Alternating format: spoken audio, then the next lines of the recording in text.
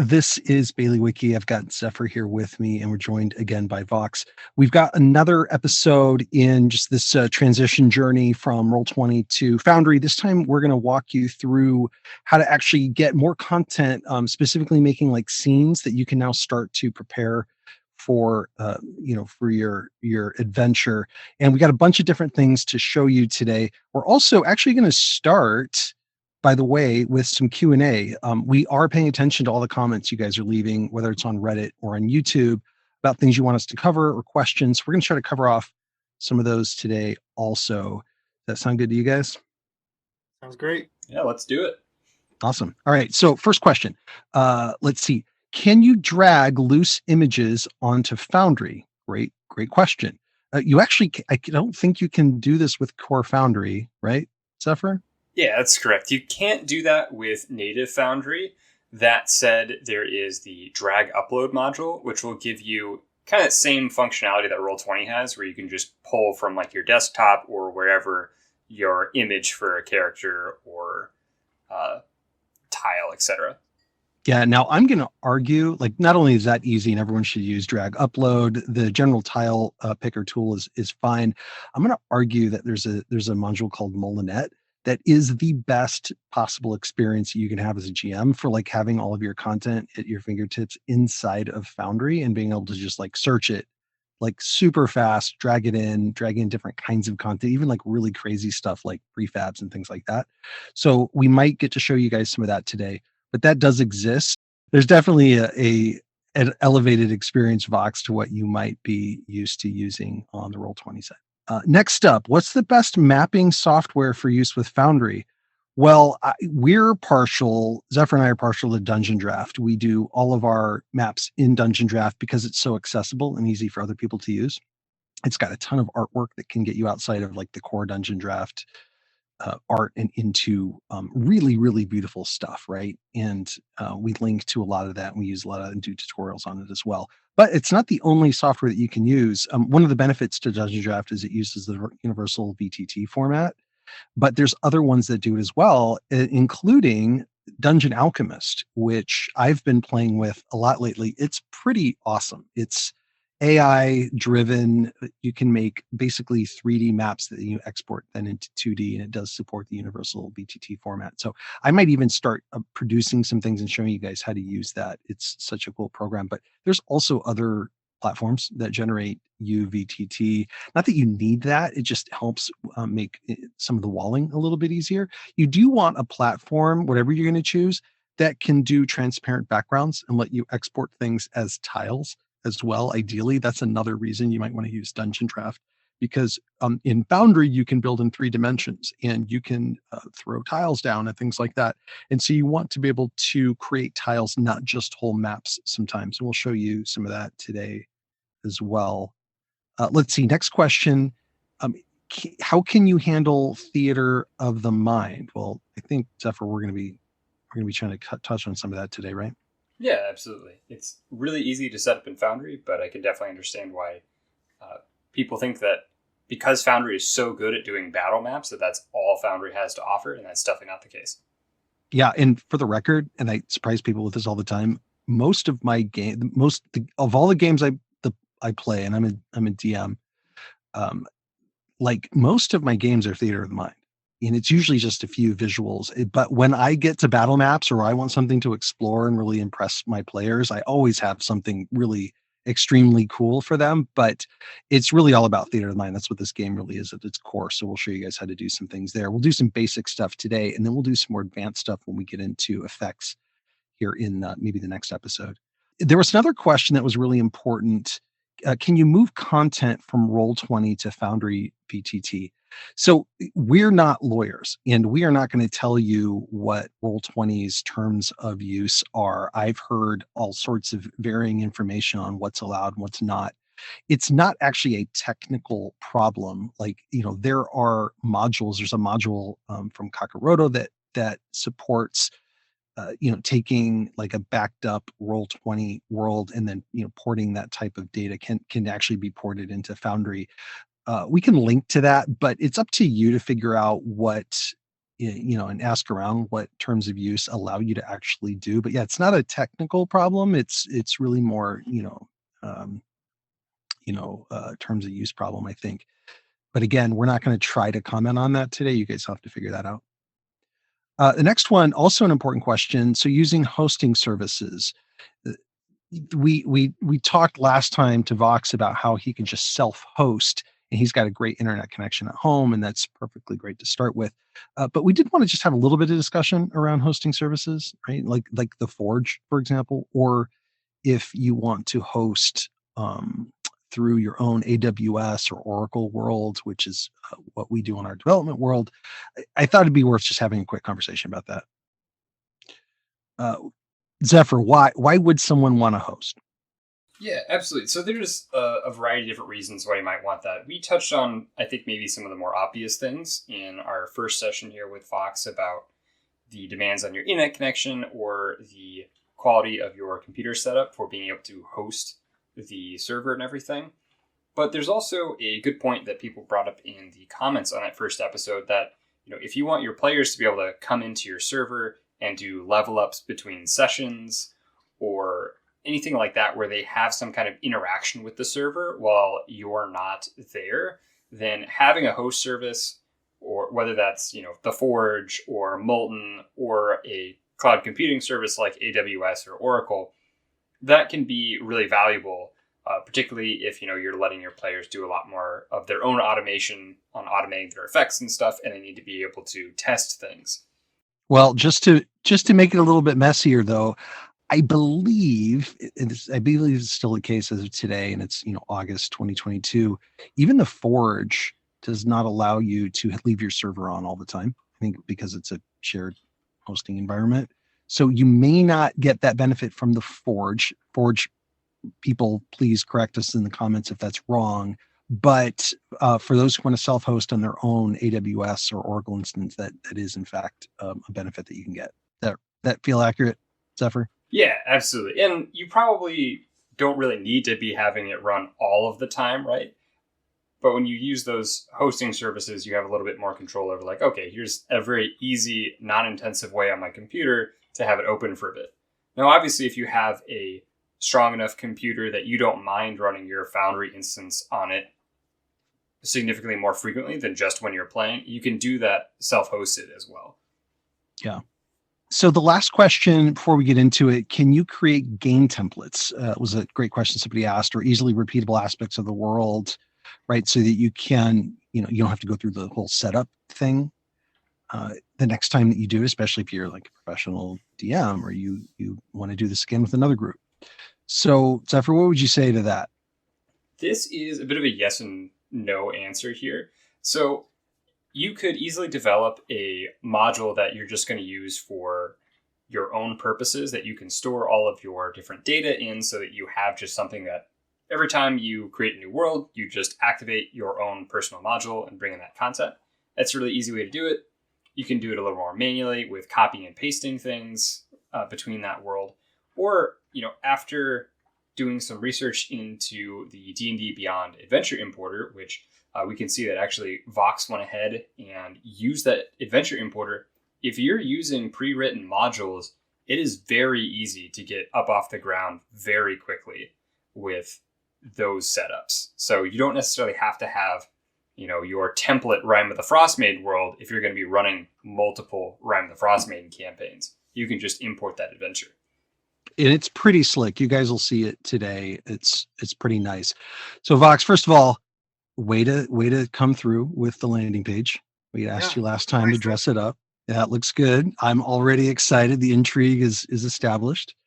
Any questions from you before we jump into the session?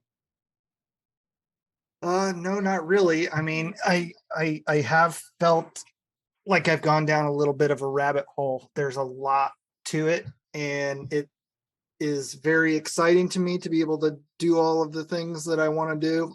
And the sky's the limit, right? So it's just like I've got all these things to do on my to-do list now that it eats up a lot of time. But it's a lot of fun. It does. We do have to ask a lot of forgiveness of those around us when we go down the rabbit hole. Well, I say let's log in, and I think you've got to set up as players, so we might even join you in your world. But I want to show people what that process looks like as well. So yeah, look, there we are. Yeah, let's jump in and let's start talking about this adventure importer and just show the rest of that process. Or you've pre-done this because it's a long process, right? It took about 20 or 30 minutes.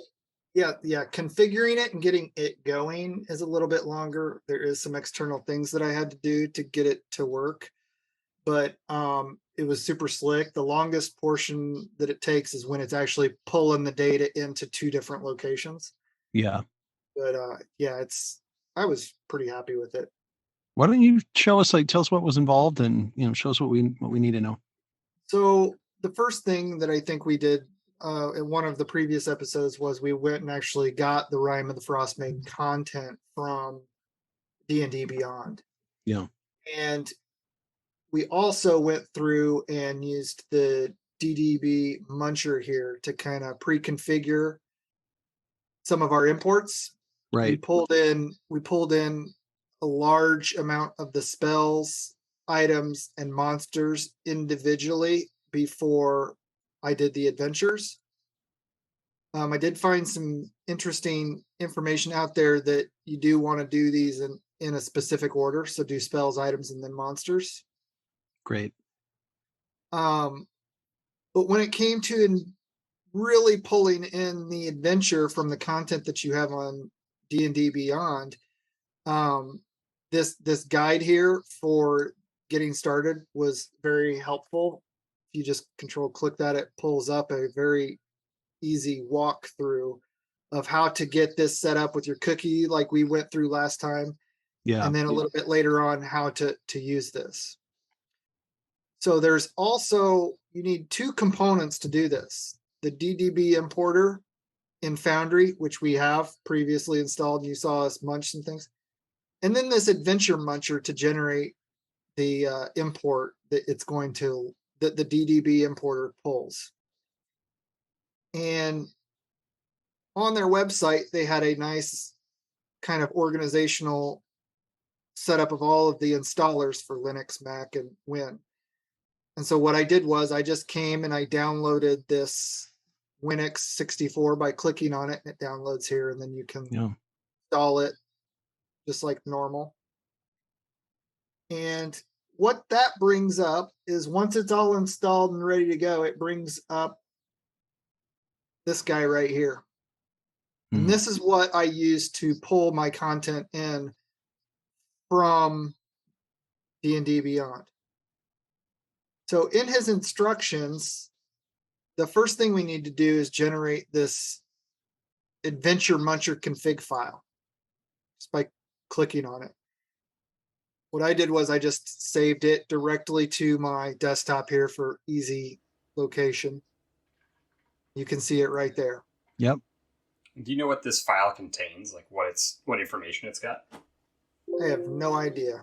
I believe it's basically this config file is the muncher communicating with D&D Beyond to say like, oh, these are the adventure books you own.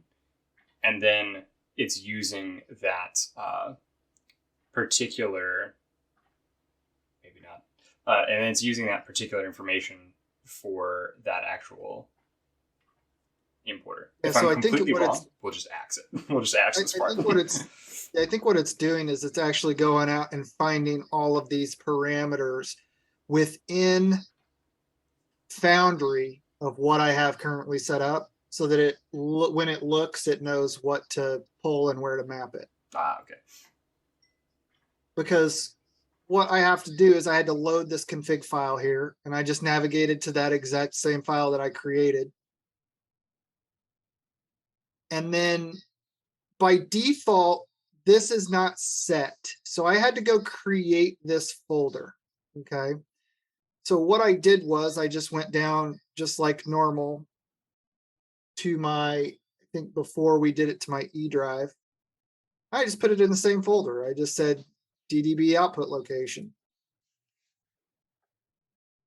And this is where it's going to do some magic in the background.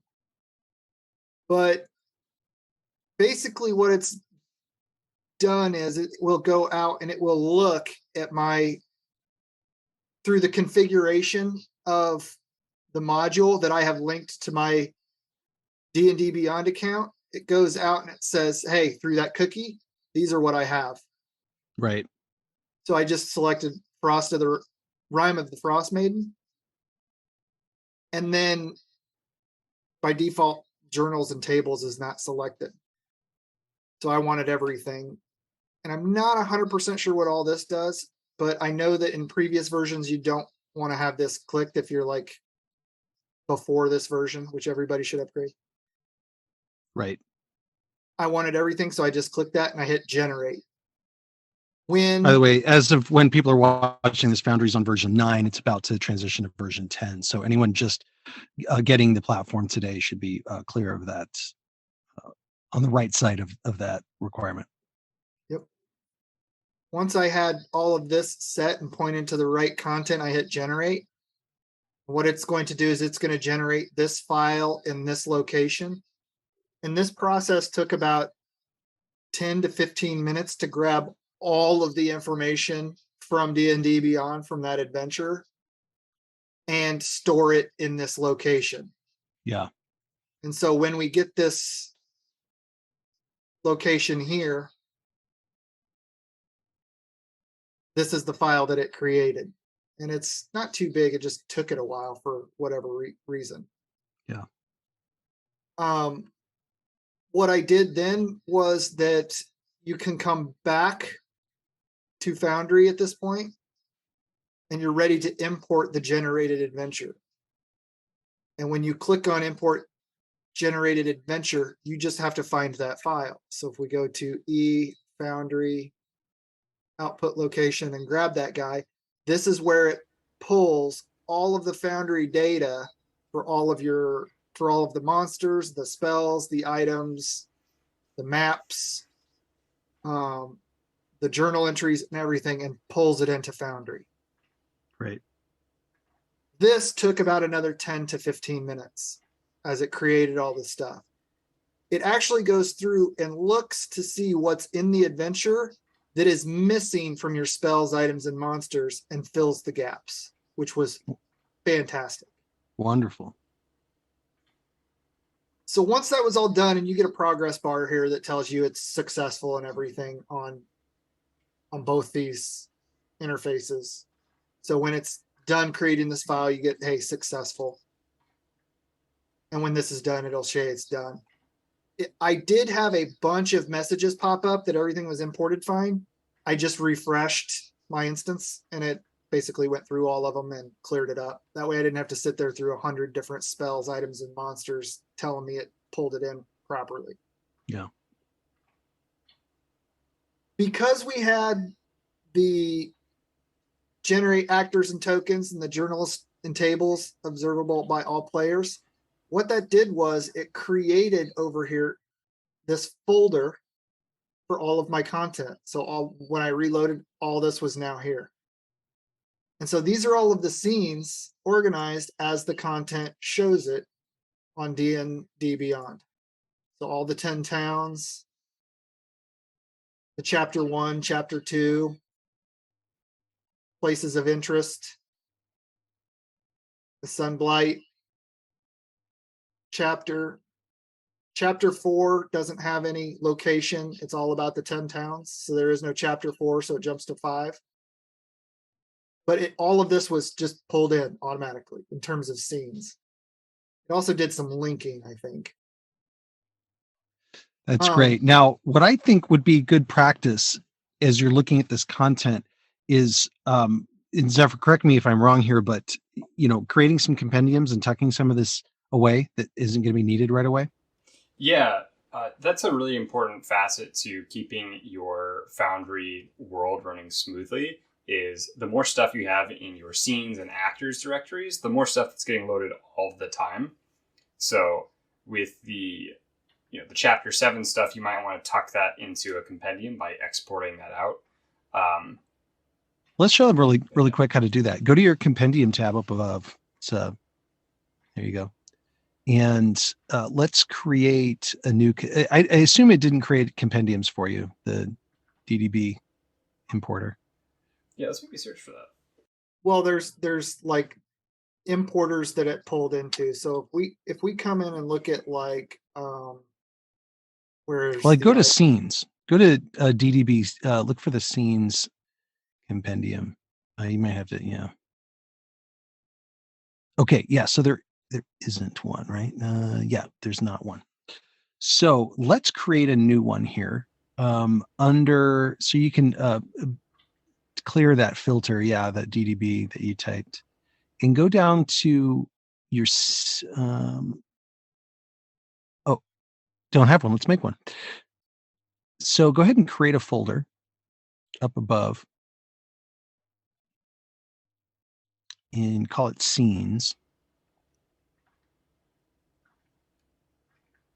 This is maybe also a good time to talk about compendium folders in general. So you've got a lot of different options for customizing these. Obviously, you can do your folder color and your text color, and you can even change the icon if that's useful to you.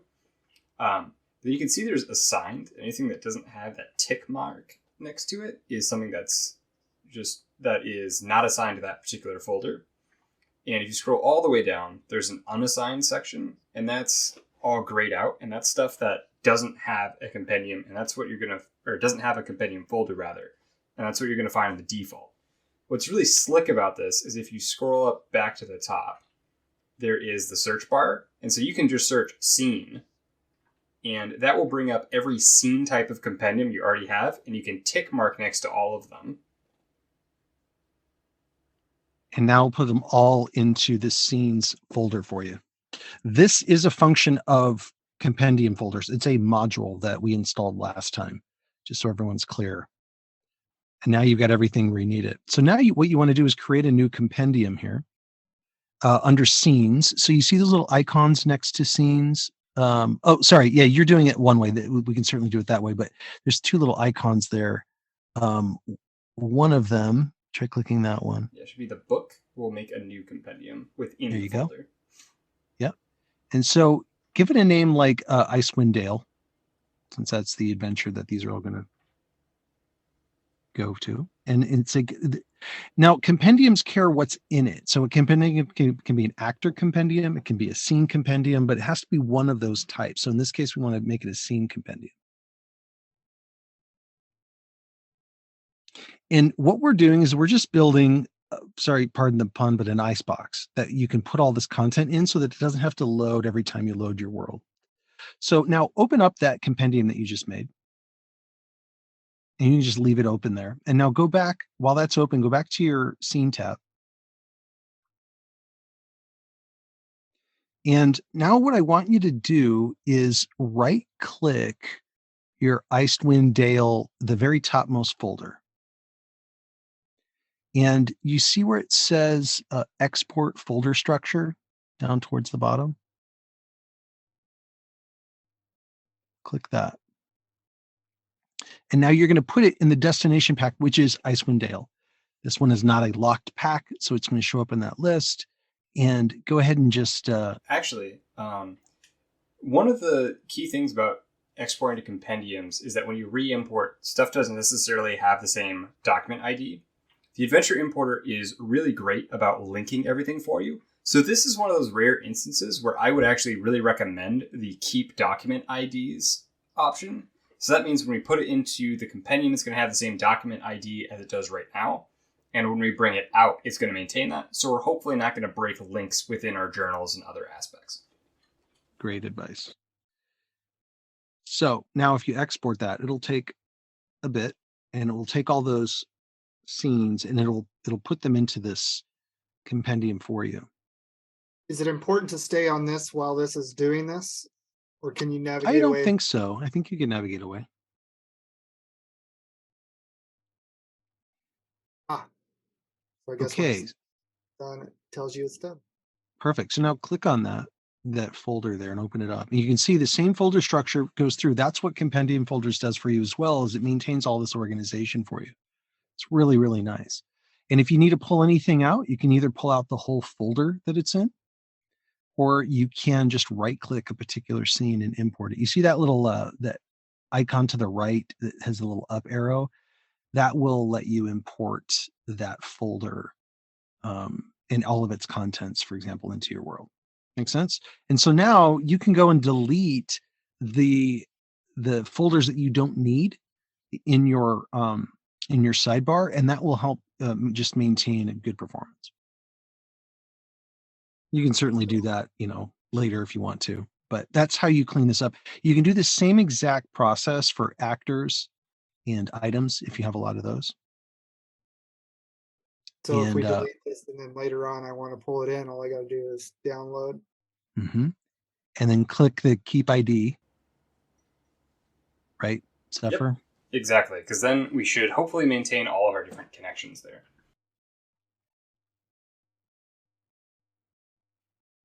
It is. Got it.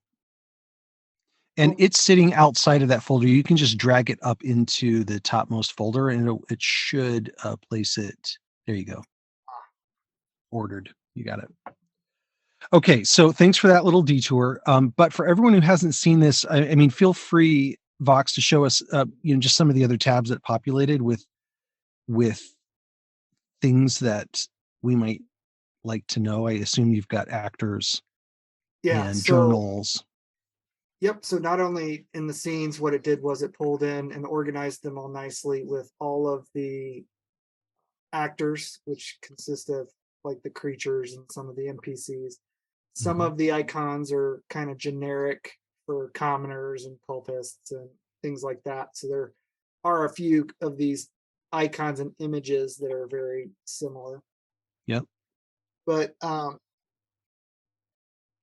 same thing for the journal entry. I didn't really see anything for the items, but for the journal entry, because we ticked the create journals and tables, I think this is making it to where everybody can have these available to see when I dictate they should be able to see them.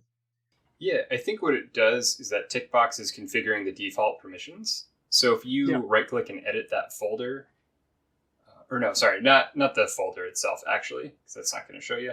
But if you drill down into one of those journal entries and then right-click the journal entry, and then look at configure permissions. So here we can see like all players observer. And so it went ahead and set that default permission there to observer. If we had other players that were actually at the player level of permissions, we would be able to set specific ones for them. For example, if I was a player versus a GM set up in here, we could see that we could have the all player default permission.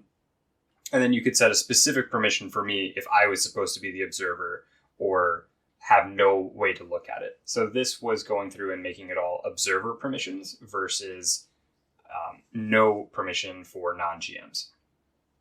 So would you recommend in the future then not having that selected when I do this importer? That's kind of up to you. I think it probably would be helpful for most folks to have that unchecked because then you don't have to mess with the permissions. When we finish doing this little tour, why don't we go ahead and install another module, and I'll show you a really nice way to handle all of the permission aspects. So yeah, the journal was really cool because, say for instance, I was looking at like chapter 1 and everything, and basically how do you start and everything. So running this chapter, it has all of these informational things that are here, and essentially how to basically start this adventure out. And what I absolutely loved about this when it pulled some of this content in for this journal and everything, it's like in this particular campaign, it can be somewhat random where you start. And I can just real easily figure this out from the get-go. Okay, we're starting in East Haven this time. Then I can then just immediately go right here to East Haven and we can start from there. It's fantastic. So what you guys are looking at is the current journal system as a V9. There's this is being overhauled quite a bit for V10. We'll cover that later. But just keep in mind if you're watching this after the V10 transition that journals are getting even more functionality than what they've got now, and they're pretty great. So, okay, so that's what came in on the adventure. You've now got a ton of stuff to start with. So now we just want to get into the mechanics of like how to set up a scene, just so that you can now kind of glue together, based on the content you've already got from the adventure, what happens when you have to create something that's not in there. We just want to give you enough of the rudimentary skills that you feel like you can just go and find content and create maps on the fly and other stuff that might be important. Sound good? Yes. So we started last time by showing you how to get free content in the Foundry directory specifically. When you were in the login screen, or even before the login screen, the setup screen for Foundry, you were able to search modules. And if you type in map, you'll get a ton of free asset packs that all have a ton of maps in there. Not only from people like us, but from Mad Cartographer, which I think you installed, and some others. So that's a great way to find free content. Now, if you want to get like Patreon content or premium content where it's not published through the Foundry directory, and there is some actual premium content published through Foundry. They've got a new Patreon integration that's available now that I think some are taking advantage of. But I just want to show you how to get the other kinds of content to the degree that you'll need it. And so I think I sent you a link to the Baileywiki Patreon earlier. Did you get that? Yep. Okay. Okay, great. So that link that it took you to, that is where you can install a bunch of our premium stuff. So we'll just show you how to do it. If you don't mind, Yep, I promise you won't regret it. Become a Patreon. We were saving it for this, so let's do it. So click the little Become a Patreon button on the right. And there's some advanced stuff that you can get with the top tier, but really all you need is the $7 a month tier. And I know it's going to seem absurd how much content you're actually going to get with this, but just click on that. And what that gets you is really all of our stuff all at once. Every premium piece of content almost that we publish comes through there.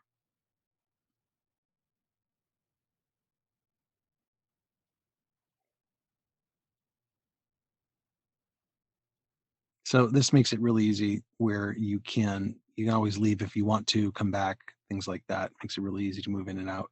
Okay, so now see these links down below? It says August installation links. Those are all the different premium modules that we publish. And those links are the install manifests.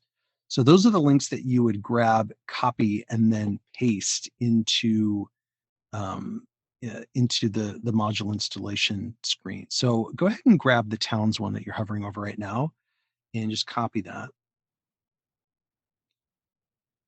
And then in your Foundry world, go back, return to setup. Go into your add-on modules. Yep, there you go, install module. And at the bottom, there's that manifest URL.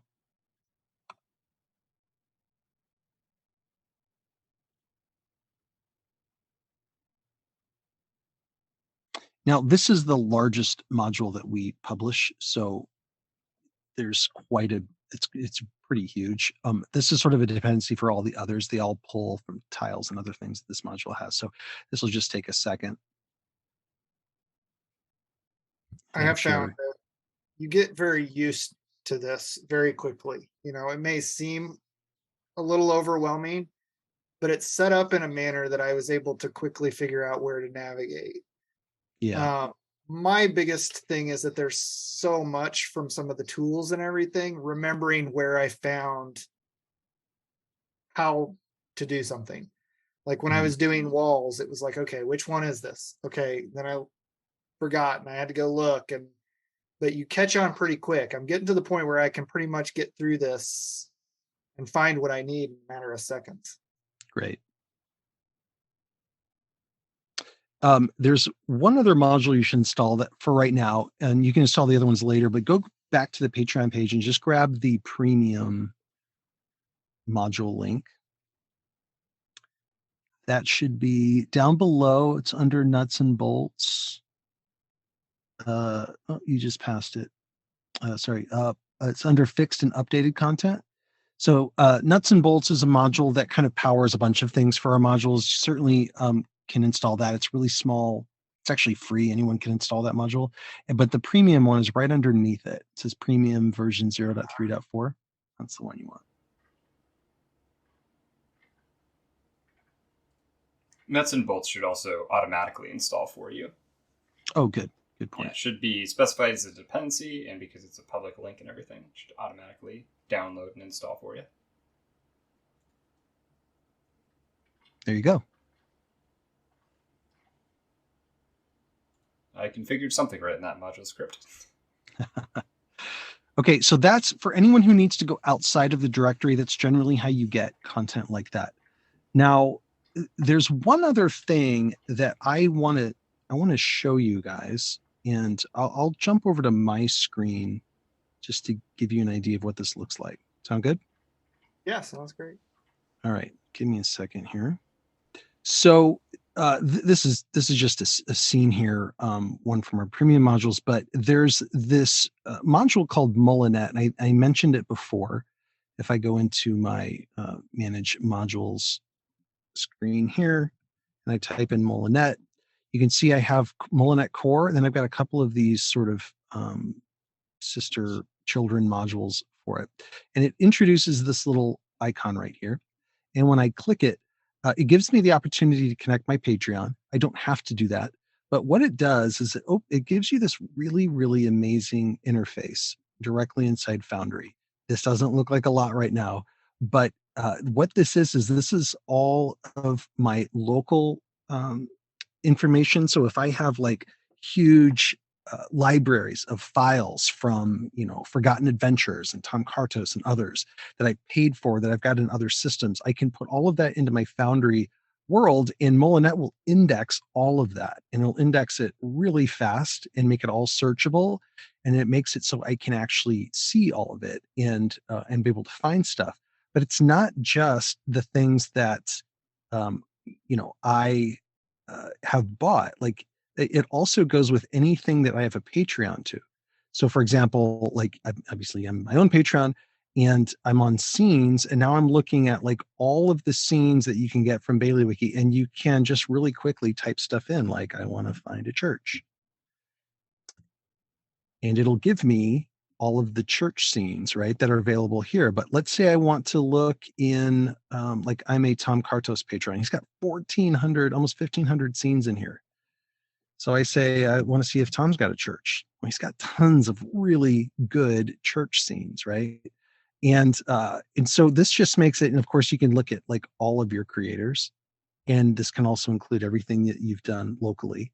Obviously, these are creators that I'm supporting financially. You don't have to support people on Patreon. You can just use Moulinette to just index and keep all of your stuff. But you can also do sounds. So I subscribe to Michael Gelfi, for example. He's got some of the best sounds in the industry. And it's got like everything from ambiances to music and stuff like that.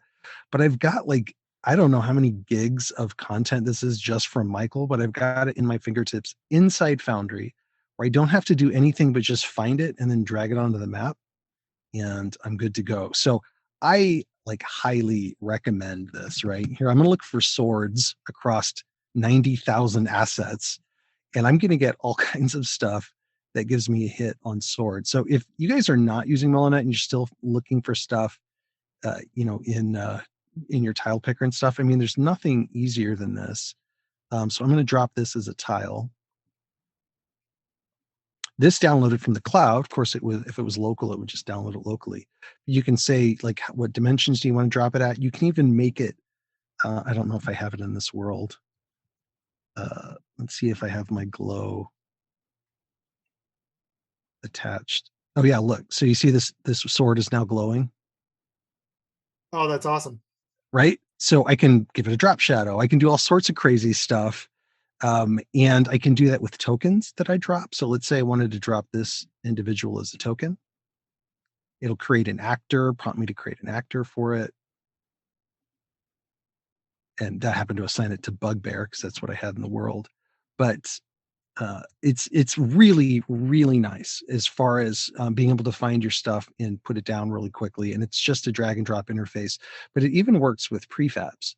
So like, let's say that now I have a ton. I have like almost 3,000, right? I think you can see I use a lot of free prefabs. But let's say I wanted to drop in tavern, and I've got a bunch of different options. But here's this. Here's a simple one. Here's a little tavern that is actually inside of a tent. And this is a bad scene to drag a whole tent and tavern onto. But this is an entire prefab already made with lights, and there's multiple tiles in here. If I turn on quick edit mode, I can kind of pull this thing apart. You can see there's like just different tiles that make this up. There's various lights that make it up. There are walls, and all the complexity it took to make this stinking thing goes away. And I just drag in prefabs that are already ready to go, and my players can enter them. And I don't have to like worry about walling a tavern that my players happen to run into, or I need a battle map for, because I've just got all these things at my fingertips. And we'll show you here in a second how you can use prefabs and other stuff. But then I just delete it. And so is this kind of like what the community was asking about with that question in terms of being able to reuse things like this? Exactly. Can you just drag stuff to the scene? I would argue that Moulinette is the best experience for that, like hands down anywhere, because it works with everything that you own already and all of the cloud content from all of your patrons. Like all that stuff that you saw, I didn't download that.